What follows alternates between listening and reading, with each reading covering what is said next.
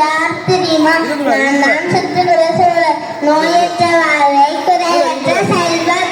அது போல சுற்றுப்புற சூழல் தூய்மையாக இருந்தால்தான் நாம் ஆரோக்கியமாக வாழ்வது.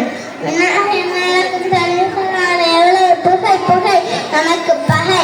ஓசோன் நிலமோட்டை இனியாது திருந்துவோம். மரங்களை வளர்ப்போம், சுற்றுச்சூழலை பாதுகாப்போம். நம்ம இதுக்காக பாட்டு படித்துக்கொண்டே மாசு இல்லா வாழ்வு மகிழ்ச்சி தரும் வாழ்வு.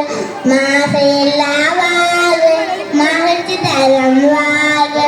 வீட்டை நீயும் சுத்தம் செய், வீதியையும் சுத்தம் செய், நாட்டை கூட சுத்தம் செய்.